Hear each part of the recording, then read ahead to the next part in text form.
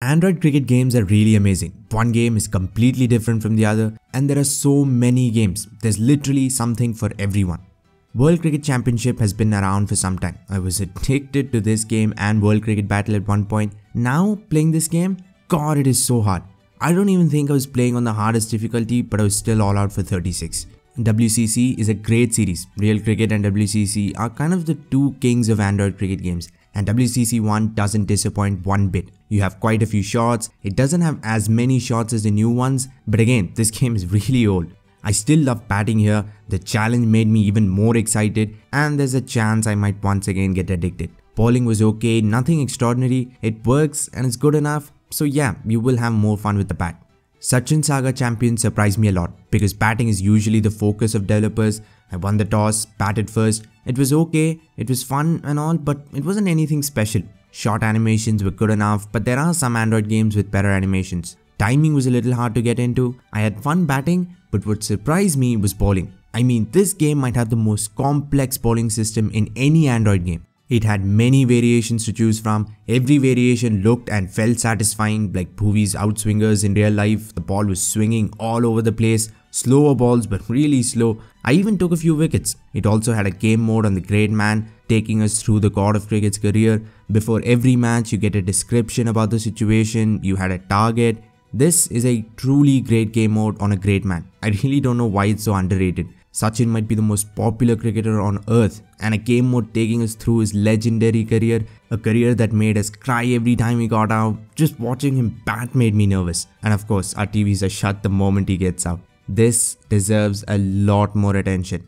T20 Cricket Champions 3D is the most average of all these games. It looks average, plays average, sometimes gameplay is worse. Short animations almost never make sense. If you try to play to square leg, the batsman like a genius will play a cut and the ball will still go to the leg side with absolutely no reason. Bowling was good enough, but with so many other cricket games on the platform, I don't think I'm going back to this.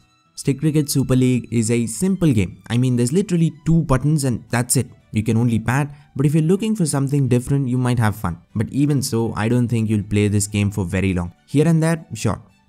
Cricket League is a similar game as well. It's a little more complex, it's an online game. Instead of swiping the screen to where you want to hit the ball, you pull the bat and wind it up like those Angry Birds games. As I said, the game is simple, but it's still competitive, so online matches are always close. When you play with someone on the same skill level, things get really exciting.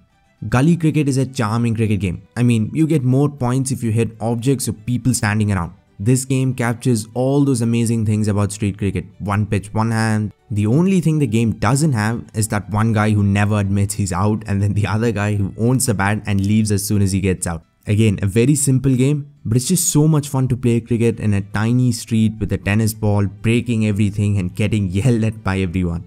Hados 380 is actually pretty good. It got horrible reviews all around, and while it isn't as good as real cricket, it's still good. Short animations are downright beautiful, cover drives, slog sweeps are out of this world, but it doesn't have the depth of RC22. It feels like a 2012 cricket game. Fun but very basic. Even in the graphics department, the game is pretty average or just above average. It's not a simulation game, it's a game where you try to hit 6 after 6 and have fun doing it.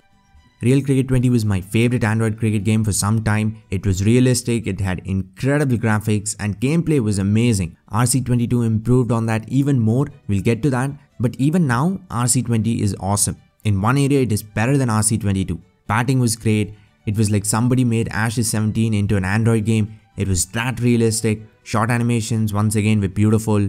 Drives in the game looked like they brought in the king to motion capture, cover drives especially. Bowling is the aspect that is better than RC22. It's challenging, but still you can get wickets when you bowl well.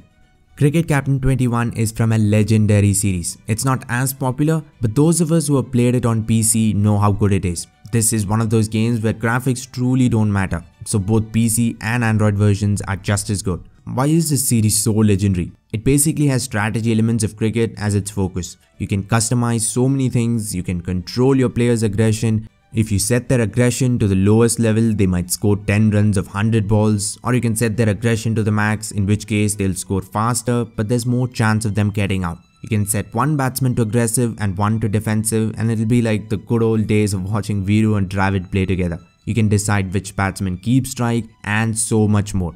It's one of the most addictive games ever. there is no other cricket game like it.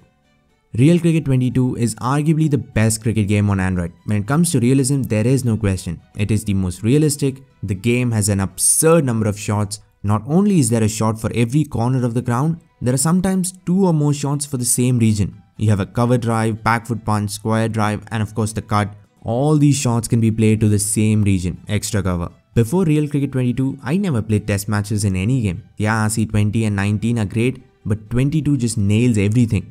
If there is one weakness, it would be bowling. It's like bowling at a wall. It's way too hard and it's not the nice kind of challenge. It's the kind that gets boring really fast. But other than that, RC22 is about as close to perfect gameplay wise as any cricket game. If it only had outstanding gameplay, it would still be one of the best. But it also looks like a PC game. It's beautiful, shadows, grounds, textures. I mean, the pitch looks like a dust ball on day 5. Outstanding and realistic gameplay combined with beautiful visuals is what Real Cricket 22 is about.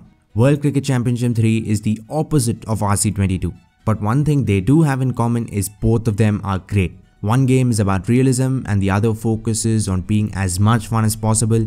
You won't be playing any test matches in WCC3. What you will be doing is playing online match after match. You know when you plan to play one game before bed and out of nowhere you realize it's 4 in the morning? This game will do that to you. It's that addictive and that much fun. It's surprisingly complex too. Grounds of different sizes have their own advantages and disadvantages. You can get doubles easily on larger grounds while hitting sixes is easier on smaller grounds. All these tactics are super important in online games because matches are already very close unless you play with someone way better and they thrash you every ball. Click the video on screen to see reviews of every PC cricket game in one video. Meanwhile, subscribe, it really means a lot. Thanks for watching and have a great day.